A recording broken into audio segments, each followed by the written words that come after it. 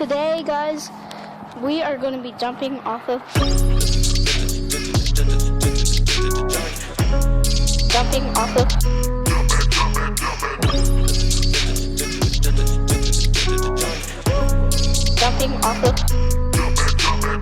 Yes. Welcome to the 9th episode of Jumping Off Points, the podcast where we use current events as jumping off points to discuss UK politics and culture. My name's Aidan, and I'm here with Timber. How's it going, Timber? It's very good to be chatting with you again, Aidan. How you doing? Yeah, I'm very good, man. I'm very pleased that the weather has picked up slightly. It's very bright outside the window I'm sitting in front of now, which is a welcome change. Oh, it's lovely. Yeah, I've recently moved from writing a YouTube video to editing it, so I'm not seeing much of that sun. Gotta be honest with you. This is good. This is like a lot of your YouTube fans are gonna get your like updates in this podcast first, which is They will. Well. I'm frantically editing. I'm going away in April to Mexico, and I really want to get it done before then. My wife keeps coming in and opening up the curtains and letting the sunlight stream onto my screen. I'm like, ugh, get it out of my face.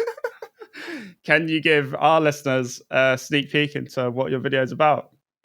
My new video is about mental illness, and it's going to revolve around a character in a cartoon, which I love. And I've referenced this cartoon visually in many of my previous videos. I guess that's as much as I'll say. I like to keep it...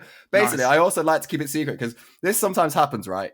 I give people a hint as to what I'm doing, and then sometimes another event overtakes it, and I end up doing another video first. And then other times, I end up changing it as I go along. And I take so long to do it, I've learned it's kind of... I should just always wait till the video's actually done and then start talking about it, because otherwise, like, various shenanigans happen on the way. If you don't make a video that fits the description of what you just described, exactly, I'm going to kick off about it. I'll use some sort of bullshit explanation to justify it anyway. To justify it, yeah. I don't give a fuck. Yeah, okay, good. Well, that's good. Now that we've got the pleasantries out of the way, what are we talking about today? So today, Aidan, we're going to talk about something that went down in not England, in America, which was a series of unidentified flying objects being shot down by US intelligence services. One of these turned out to be a Chinese spy balloon, and others of them were left as unidentified flying objects. So the focus of our episode is mixing these 2 points, one rational about air defense and security concerns, and the other one slightly irrational about people's beliefs in UFOs. So, on the 4th of February, F-22 jets shot down a Chinese surveillance balloon in the US. This was the start of a string of moves by the US to shoot down stuff that was flying over their country, right? This has led to, as we've kind of just implied there, a lot of speculation about what these other three craft were, and a lot of imaginative people have come up with their own stories about what these craft were. So we'll start with the real world implications of what's happened, what we actually know to be true, and what the political fallout of this is. So essentially, in terms of what we really know and what's been admitted by other international governments, Beijing have at this point said that it was their balloon.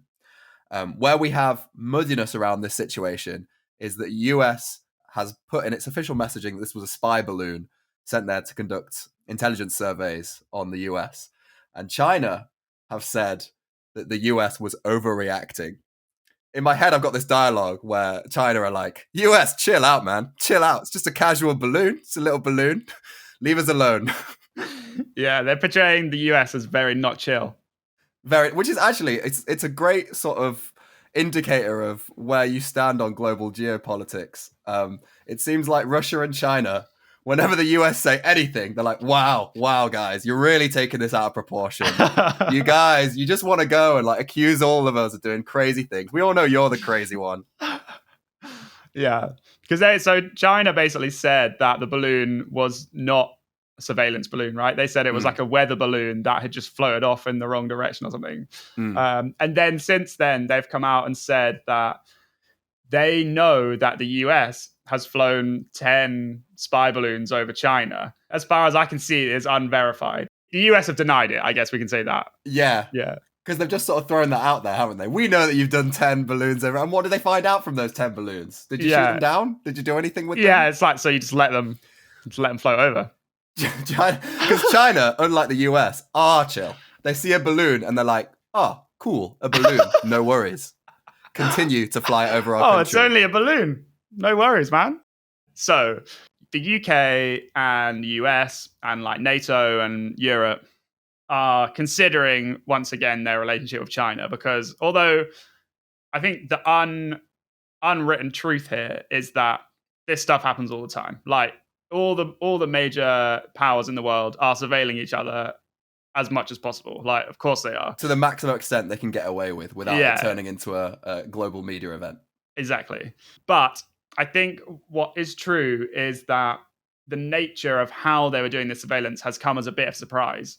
So I think because balloons are seen as kind of a bit more of a sort of basic technology, we weren't really scouting for them. We weren't worried about balloons until this happened. And now, for example, the UK is, I think Ben Wallace, the Defense Secretary, has said that we will now do a review of our security to sort of analyze what these airspace intrusions mean for our security. I think also the US released a report. The US reported that they believe Chinese balloons have flown over 5 continents. So they think that this is actually quite a widespread problem.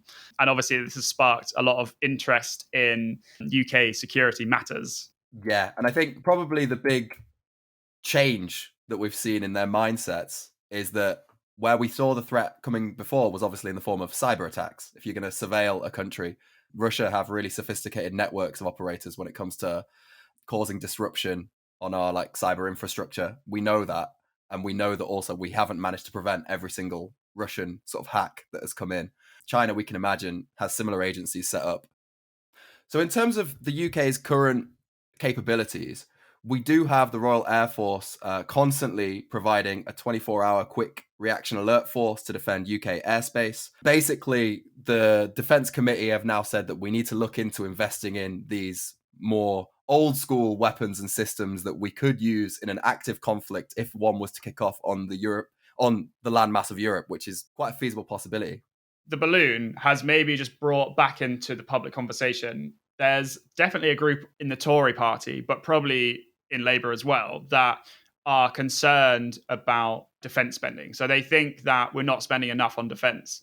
For example, over the last few years, we've seen a decline in numbers of like people joining the army and personnel in the army. And we've also seen a decline in numbers of important equipment like aircraft and tanks. So some Conservatives are using this. I mean, they've always been talking about this, but I think they're using this event to say, we need to increase our defense spending. Everyone's putting their money into balloon spotters. Yeah. Got a specialized balloon force out on the battlefield, just like little telescopes looking out for any round. It's like they see a fighter jet, they're like, no, that's not a balloon. That's fine. That can go straight to Luton Airport. I don't care about that one. Yeah. So that's kind of like the real world background about what's happening. And how countries are reacting to the actual threat that is known and quantified as being a Chinese surveillance balloon. The only logical conclusion is that, we need to be wary of China, and we also need to make sure that our defense capabilities are capable of withstanding balloons, right? That's the two logical conclusions we it's can like draw. you get into a party and you're looking around, you're, oh, it's nice balloons you got there. Wait a minute, one of those balloons doesn't look right. It's just got a camera pointing out. It's like, fuck, they've really gone deep on this balloon operation. Sadly, not everyone has reacted to this news in the most logical way. And that has created something of a media storm around the idea of UFO sightings. Yeah, so when I my first whiff of this story, my wife listens to BBC Radio 6 news updates in the morning and just reports to me what's gone on. It's quite a nice little ritual where I get to find out pop culture news, the headlines. And she just said to me this day, she was like, they've actually found a UFO. And I was like, no way. So, so basically, there's something about the way the media is reporting this, even if the media aren't necessarily saying it's aliens, that leads everyone who's listening to the news in a normal engagement way to think they found an alien UFO. And so this is why, because I'm going to give you a piece of information that basically led to this media storm around UFOs and aliens. And the thing that you have to remember is that journalists are going to write up this piece of information I'm about to give you in a way that makes you want to engage with it or like visit that news site as much as possible, right? So this is the information. When a US general was asked about the origins of the 3 balloons or like aircraft that were shot down after the first initial one that was verified as being a Chinese surveillance balloon, the US government hadn't yet decided or hadn't yet verified what these other craft were. They were in a holding position where they didn't want to show their hand and say what they thought it was in case they looked stupid. So this general, when he was asked about it, said, I'll let the intel community and the counterintelligence community figure that out. I haven't ruled anything out. So when they asked him if these balloons could be aliens, he didn't say no. That's all that happened. But there was no evidence or indication from any officials that this was anything to do with aliens. And even in that quote, I guess, misinterpreted in the way the media put it out, because it wasn't really in direct response to it was in response to a question that asked about aliens, but he wasn't saying, I'm not ruling aliens out. He just said, I'm not going to rule out anything at the moment. Yeah, we haven't verified what it is. That's all he was saying. And I can also go further and say that most likely they did have a strong idea about what it was, but the time to put messages out in the media is also a sort of strategic move by the government. Do you want to put out that you think an enemy country did this, or yeah, do you want to leave it as unsaid? And I guess they decided at this moment it's better to strategically leave it unsaid. Yeah. The first one, they were confident and they knew what it was. Then after they saw this first balloon and they shot it down, they basically changed the sensitivity of, I guess, their sensors or their radars like the US military did. And that caused loads of other stuff that was floating around in the sky to get picked up. So suddenly they were getting alerts about whatever is up there, hot air balloons that are there to track the weather, loads of stuff that is there just for normal reasons. Hopefully not hot air balloons. Imagine someone having a picnic, a romantic time in a hot air balloon. You get shot down by the US military. Not nice. They're not to be trusted, Tim. They're not to be trusted. Oh, honey, it was such a nice idea to come up in this hot air balloon and have a nice picnic on a Sunday. Bang! Yeah. And so because the US didn't want to say, oh, we've shot these down in case there's Chinese surveillance balloons, because then if they turn out not to be, China would then turn around and say, oh, the first one wasn't us either. Do you know what I mean? So I think they were just being very cautious about claiming anything before they'd verified 100% what it was.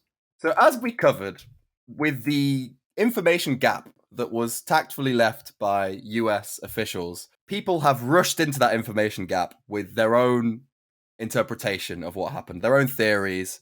And it's also it's a prevailing narrative in those communities, a bit like Flat Earth, that the government knows about these things and it's just hiding it. Yeah. If they had access to what the government had, they'd be like, oh, so it's real. They're just saying it's not. Yeah. This is something that, I mean, maybe we'll come on to this later, but this is something that I really don't understand about this whole group. Why would the government cover it up? I guess they would cover it up because they don't want to panic the public. Like, they think the public can't handle the truth. But every person who's this way inclined thinks, I am a strong individual who can handle the truth. So they think that, like, in their scenario, they think that the government thinks if they tell people aliens are real, there'll be like riots and stuff. Yeah. Imagine if the government announced that there was aliens and we just started rioting. Would you riot?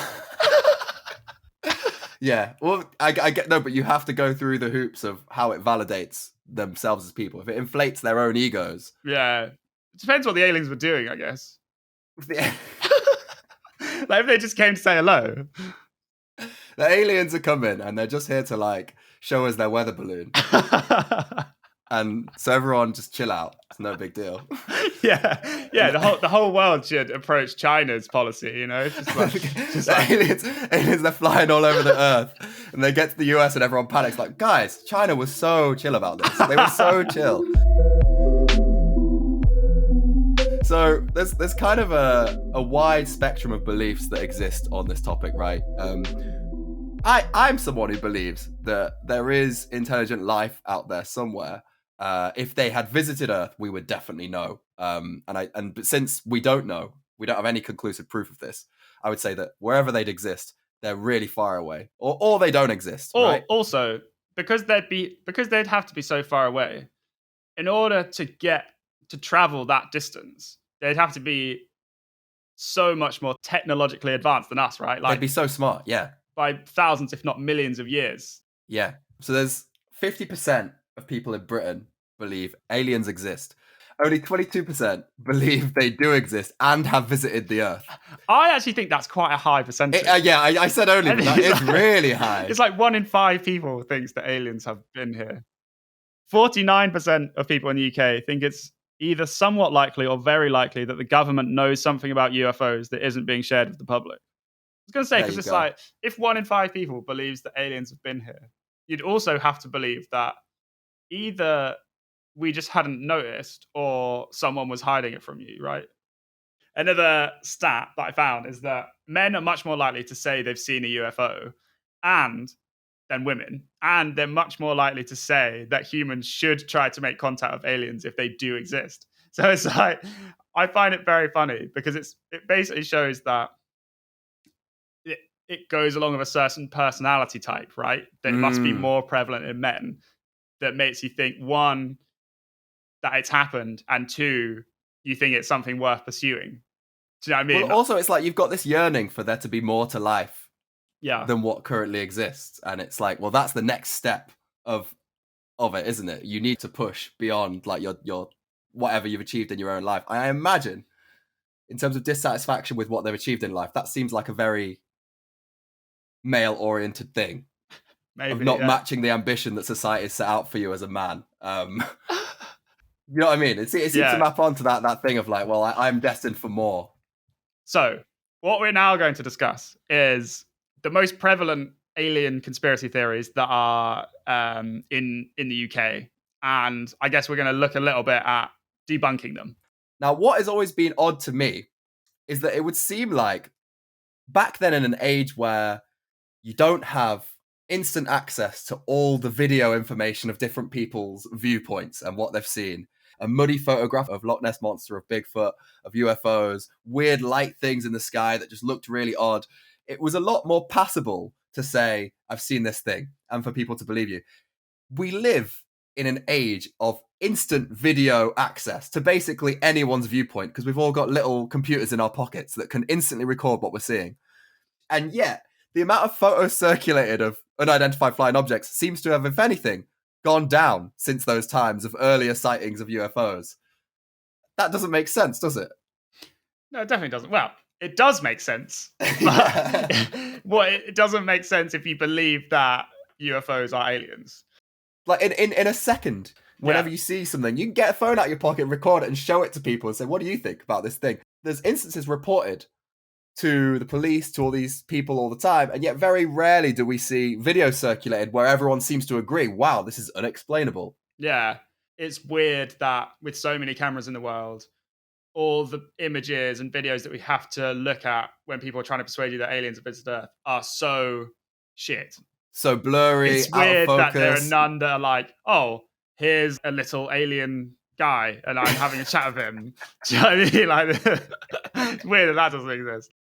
Computer science students at the University of Southern California analyzed a database of more than 60,000 UFO sightings to try to understand when there are more and when there are less. And they found a correlation between an increase in the number of sightings of UFOs and the release dates of big sci-fi movies. So, for example, in 1996, there were 609 UFO sightings compared with 117 in 1995. And this corresponded with the rise in popularity of the X-Files TV show and the release of the blockbuster film Independence Day. They also found that natural events like thunderstorms correlated with an uptick in reports of sightings. So, to me, what this data shows is that it's not a coincidence that there are more sightings when people are watching sci-fi films. It's just that their brains are more ready to believe that something that they see in the sky is aliens, as opposed to just writing it off as a cloud or whatever. This is what I found in a paper. So most of these phenomena are astronomical objects such as stars, planets, comets, airplanes or satellites, various rare natural phenomena such as bizarre cloud formations, northern lights, etc. This was the bit I found funny, as well as disco, car, and aircraft spotlights. Can you imagine if it's just a disco? Yeah, the alien UFO was playing quite a lot of ABBA. Like, you think you're seeing a UFO and you're just outside a club. Yeah, there's these bright flashing lights and like these people with like wide eyes, like their pupils are dilated. They are moving around like in a really unhuman way. It's an alien landing and no one is remarking upon it. And it's an Aphex Twin concert.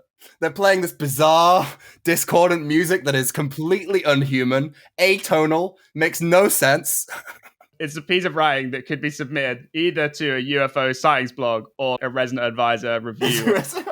But I think this is the important end bit, which makes the whole phenomena slightly unsatisfying for disbelievers like you and me. When you take out all those exceptions, of which there are many, and they make up the majority of UFO sightings, there is still a certain percentage of UFO sightings that can't be explained in a conventional way. And these are the core of the believers' sort of evidence, is that in, let's say, 5% of cases, people have not been able to explain rationally why these things have been sighted and why they look like they do. But that doesn't necessarily mean that they're unexplainable. It just means that we don't have enough information or evidence about what's actually happened to provide a explanation, right? Well, not only that, but also those phenomena, I think we think of it in terms of our own existences. Whereas in those bits of evidence, if it's a weird cloud formation, northern lights, some sort of really like a comet, these natural phenomena are crazy. You wouldn't see that every day. So you would kind of remark upon it in a way that's like, well, actually, that's a once in a lifetime viewing, right? Yeah, true. The UK's alien believing community does not stop at the existence of flying UFOs. They just couldn't leave it alone. They could not leave it alone. There's much, much more to it than that. So I guess we can have a little bit of a look at some of the things that are often cited as, if not evidence, then I guess a strong suggestion that aliens have visited the Earth. And one of them is crop circles. There might be people listening who don't know what that is, but they're basically like geometric drawings, large-scale patterns that are flattened in fields of crops, and so which you can see from above. So from above, they look like this crazy art or whatever.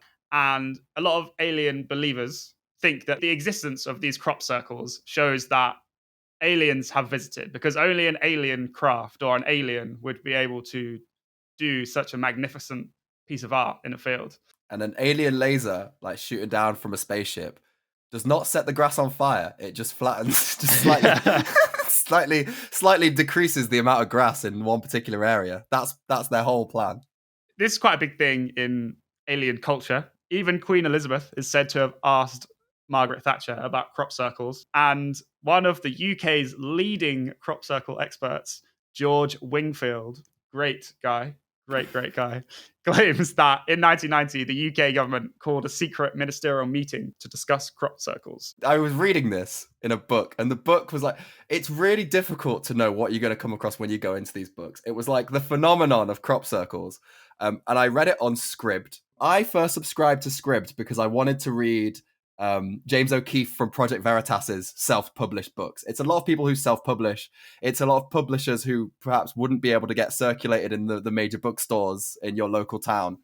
Right. And what you end up with on Scribd is just, it's a conspiracy theorist fever dream, because they just upload random like New World Order documents in the PDF section. So I read this book about crop circles. You've got two options going into it. You either got like a skeptic who's doing like an examination of different stories of crop circles and the evidence, or you've got a believer. And the minute I realized these guys were a believer, they cited this guy, George Wingfield, and that in itself was fine because I was like, oh, he could be a researcher. But they had a footnote saying he said the government had this meeting, and the footnote just led to, yeah, George Wingfield said it. And I was just like, wait. So there's no actual documentation of this. It's just a guy said it. And then I went to his website, and he was part of like the Crop Circles institution. Well, he's a founder of the Center for Crop Circle Studies. And he makes money talking about crop circles, right? And I was like, once it's your life's work to prove the existence of something, I can't trust your expertise on this topic. It comes with the territory that you're going to want to sell them as a viable thing. Otherwise, your life's a waste of time. Yeah, totally. Well, your life's a waste of time, and you'll stop making money. Yeah, exactly. I looked into what's really going on with crop circles, right? The very first crop circles tended to be very basic. And there have been some suggestions that these very basic circles in fields could have been caused by cyclonic wind, which is just wind that moves in a circle, right? So a very fast wind that moves in a circle and it bashes the plants down a little bit.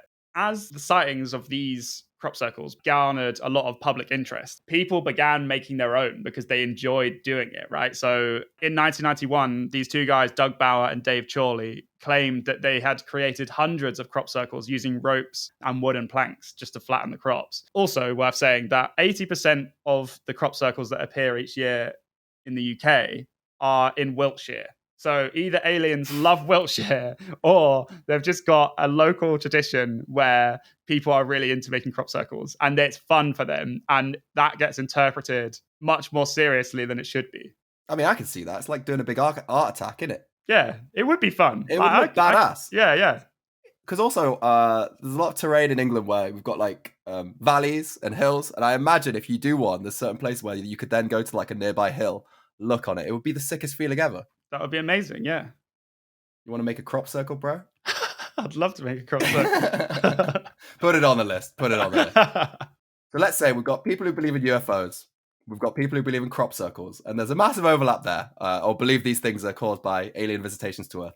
And then you get to the next tier of alien believers, which is people who believe aliens have visited Earth, specifically contacted these people and abducted them.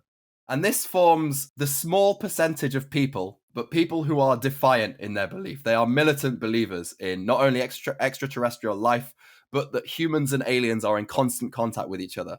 There was a documentary I saw about this on Netflix called Confessions of an Alien Abductee. And I straight away, off the hoof, was like, this has got to be some American bullshit. And I was shocked and dismayed to find they were talking about people who live in like similar areas to me in the UK. They walk among us, Tim. And I was like, fuck. In this documentary, it follows a group called AMAC. That stands for Anomalous Mind Management and Abductee Contactee Helpline, which is a British helpline for people who believe they've been abducted by aliens. It's run by Joanne Summerscales, who's a trained therapist, and Miles Johnson, who is a ex-broadcast engineer. And all the way through this documentary, these guys are saying to us, well, we don't believe in anything. We simply believe we should listen to people and hear their stories. So they're basically saying, we're not religious. We don't have mental health problems. You know, I don't believe in other conspiracy theories. I just believe that I have been abducted by aliens. But they're not even saying that. They're not. So this is what's like really like skeevy about these guys. Like, yeah, I'm not saying I believe in it. No, I don't believe in aliens. I believe in the evidence. Right. So he says Right. that. So he's like, he dodges the actual question. And then when the documentary follows him, and he's got like an electrical handheld device that he's made himself for detecting alien radions, and he scans people with it and says, "Oh yeah, you've definitely been contacted by aliens because the alien radion meter reading is so high." And it's like, oh, so you don't believe in aliens, but you've made like a whole load of technology, and when it has a high reading, you're like, "Yep, there's no doubt." You know what I mean? It's like, yeah. you definitely believe in aliens. If someone who's gone as far as to set up a helpline for people who've been contacted by aliens, who's invented loads of devices, like, you believe in them. There's no doubt. He believes in aliens probably more than anyone else in the UK. Like, probably the leading alien believer. This same guy talks you through the 3 best known types of aliens that have visited humans. One is the Greys. How do they look to you, Aidan? We've got a picture here. Can you describe it? The Greys are the most when someone says alien, this is what you think of. It's like a grey version of ET. If you gave a child a crayon and said, Yeah. draw an alien. It's like big black eyes and a huge grey head and a little short body.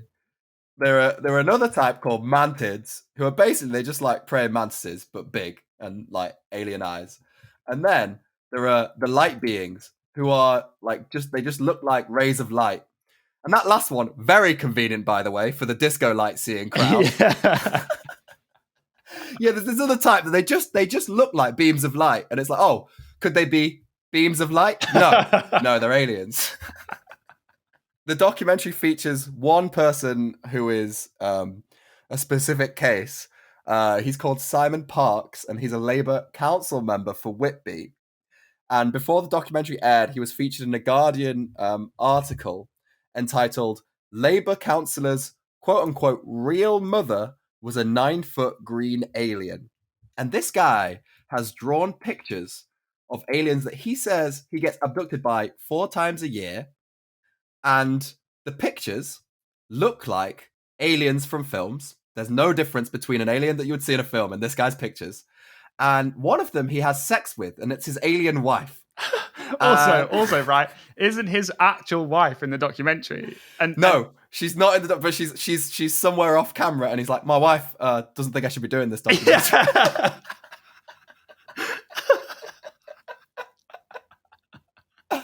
And it's like, yeah, I think bless that guy's wife. Like, you got to it's like up there with the decisions of like Andrew of the Royals deciding to do that interview about his involvement in Epstein Island. Just like, yeah. No, but the difference is, so Andrew was trying to pretend that he hadn't done something that he clearly had in the most ludicrous way possible. Simon is trying to claim that he's done something wrong, cheating on his wife, which he clearly hasn't. Yeah, I thought this was an interesting sort of overlap to pick up on here. Why we picture, so when people who in real life believe they've been visited by aliens, coincidentally, the way they then describe the aliens is the same as the way fictional writers depict them in books and film. Yeah, there is a legitimate chance that somewhere out there are aliens, right? That is a possibility. The chances of them looking in some way like things we've seen before is surely very low. Like, imagine all of the species on Earth and how different they all look from each other. All the species on Earth are on the same planet and have adapted to the same resources, same environment. A living being on another planet that's not necessarily true. Like, evolution is a kind of random process, right? It wouldn't naturally lead you to having 2 arms and 2 legs. And this is the big point that is picked up on by people. There was these films early on and books. So in War of the Worlds, Martians are described as being octopus, squid-like, tentacles. And obviously that's a description of a real animal. You know, we know octopuses exist on Earth. And then when aliens are then shown, so I think the earliest alien film, well, that I'm aware of, was A Trip to the Moon by George Méliès, which was released in 1902. They had humans wearing outfits where they had big squid eyes. And obviously, they looked like humans because they didn't have CGI in 1902, right? They're going to be humans wearing suits. So obviously, the aliens had 2 legs, 2 arms, big heads. Yeah. Every movie and book after that seems to go like E.T., 2 legs, 2 arms, big head. Yeah. As you've said, in that question of, is it influenced by people genuinely seeing things or following each other? How could it not be us following the thread of each other here? Yeah. Because it seems there's such a big connection here between this Labour politician who says he's met them in real life and what he's drawn, by the way, in a world of camera phones where he's never managed to capture a camera phone recording of them. And he's drawing E.T. The guy who did the design for Alien in the film Alien said that, we gave it 2 arms and 2 legs because we knew there had to be a human in it and we could make it look more realistic if it was a costume. So it's almost like part of it is, obviously it's our imaginations, but it's not just our imaginations, it's the limitations of how do we make this thing appear on film. Yeah. That has informed a lot of how we picture them. Also, there's a kind of a philosophical point here that you can't imagine something that you can't imagine. Like, there's no reason why an alien would look like anything that you've seen or imagined before. Yeah, think about it. The direction we've gone with these like insectoid features. It's as far away from humans as we can get to, right? The insects are so different to us, and people find them kind of repulsive. So I think that's why we go there. Yeah. But for example, they still have eyes, right? And they still have limbs and stuff. But eyes aren't something that things need to live. It was like an accident, like a random thing that happened during evolution. Things don't need to be able to see to be alive. Yeah. And also, an aircraft doesn't have to be a UFO. And yet so many people picture them as like circular. Yeah, it was circular, flying on. Very much like the UFOs from the film UFO, released 1962. So I looked a little bit into some psychological reasoning that would explain why people truly believe that they have been abducted by aliens. And I think it's very easy to think that people who think they've been abducted by aliens must be very mentally ill.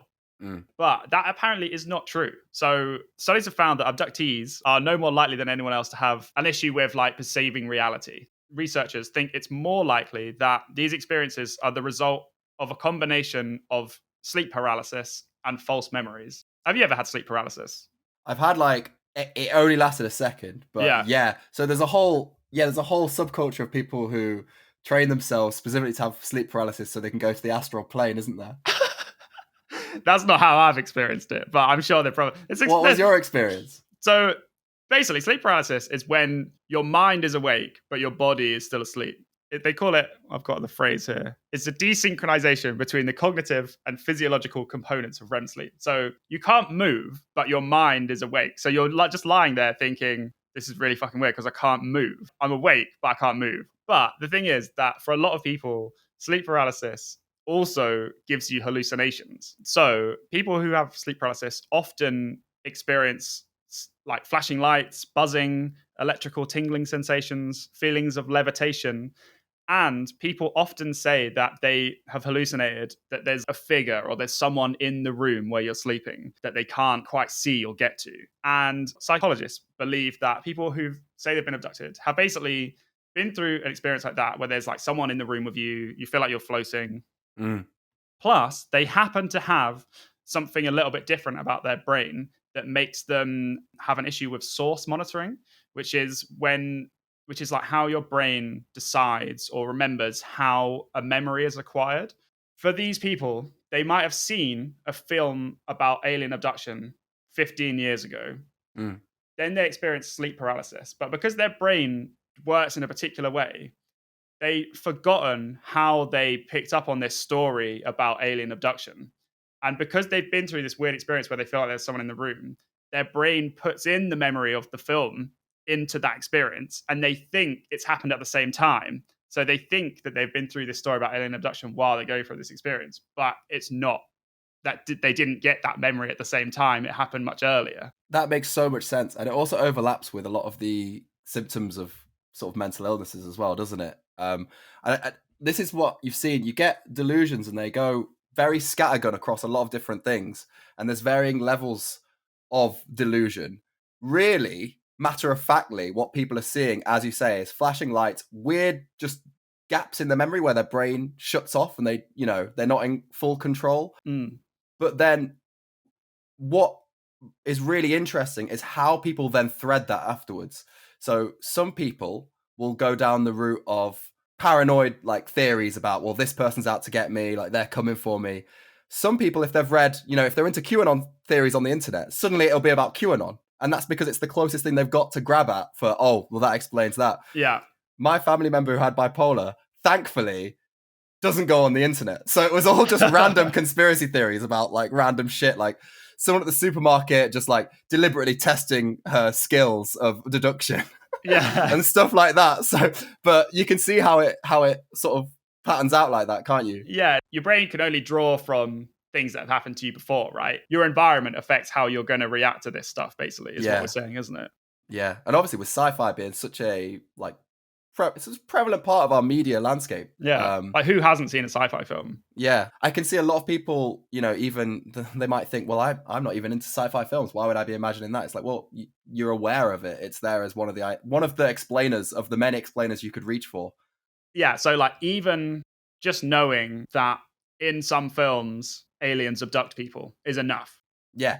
Anyway, here's the real question. If aliens do come, what are we going to do? Run a podcast. Yes. Start a podcast and start selling like weird supplements online.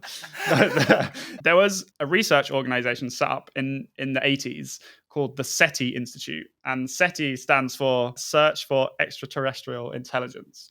They are basically researchers who are preparing for, say, if we did get a signal from outer space that was like proved that there was life out there. So say if we got like some sort of communication signal, what would we do? And it's quite interesting because they've got a YouTube channel, and on their YouTube channel they'll debunk actual conspiracy theories. So they'll say like Area 51 is nothing to do with aliens and like all this stuff. So they'll actually explain things that people think are to do with aliens.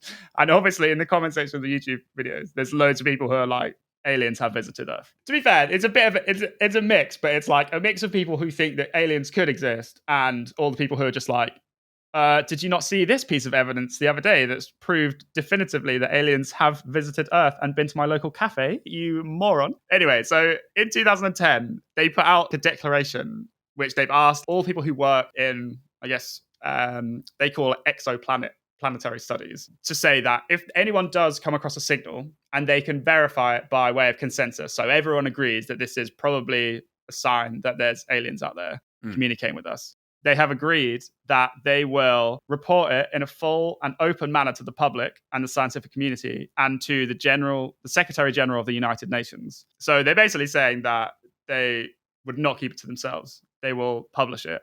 And they've also agreed that they won't respond to the signal without the United Nations coming up with an agreement on how to respond. They've set up a hub at the University of St Andrews in Scotland. They're looking for signals, and they're also creating strategies on what we do with people if we do hear from aliens. And it's quite interesting because like the different schools of academia they have working there are like linguists, people who do international governance, cognitive science and consciousness, the evolution of life, anthropology. I've always thought this watching, like, that film Signs, where you have the linguist who's sent to converse with the smoke with like beings. Arrival.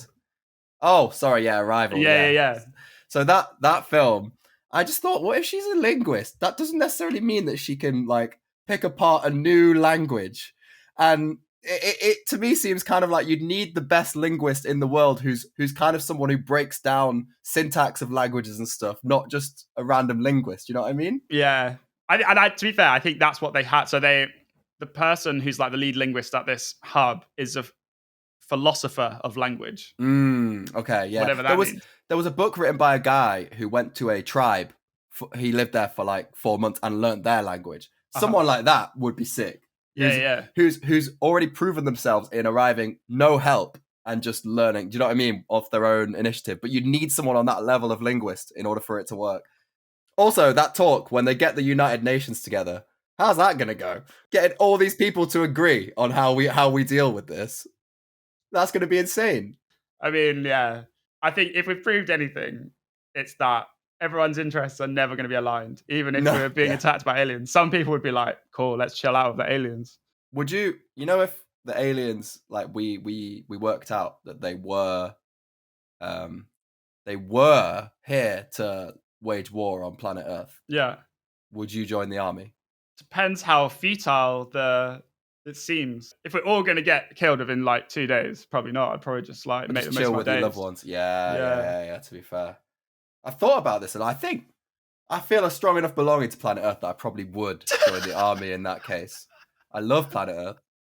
Yeah. Do you know what? I would join the army if they were like pathetic. You know what I mean? If they were just like came to invade and they were just like little slugs, and I'd be like.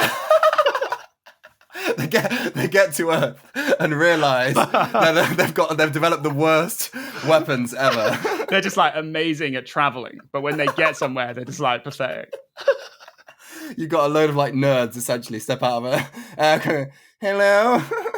Yeah, I think you're right though. If it was like, what the crop circles people believe they've got, but it actually does damage, right? It's a laser. Yeah. And just like, so it doesn't just perforate like the immediate thing. They shine it in one direction. It goes through everything on that level in the world, you know? The Death Star vibe. It's the Death Star's death ray. Yeah, yeah. I would just like chill with my family. Yeah.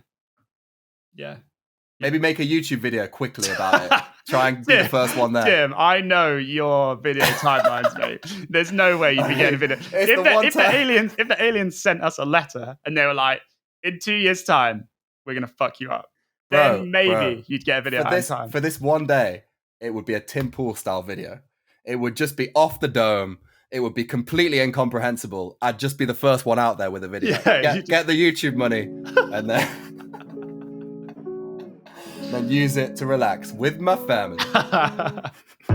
So that's been Jumping Off Points, episode 9, the Chinese balloon, the non-Chinese balloons, and UFOs. And aliens. Yeah. Thanks for listening. I feel like we're very ahead of schedule with recording this. Let's hope that continues with our editing. But we all know that this completely hangs on you, Aidan. Both of us. Right, so just to let you into our process. Aidan sits on the recording for like 2 weeks and then hands it to me and I edit in a day. The thing is, Tim, you don't understand the amount of strategic thinking that goes into those 2 weeks.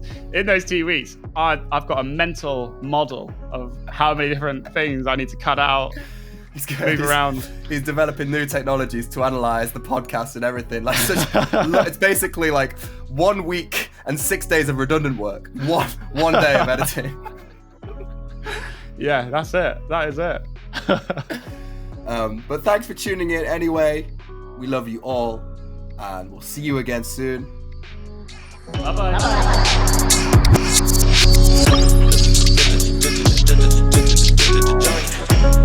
Jumping off the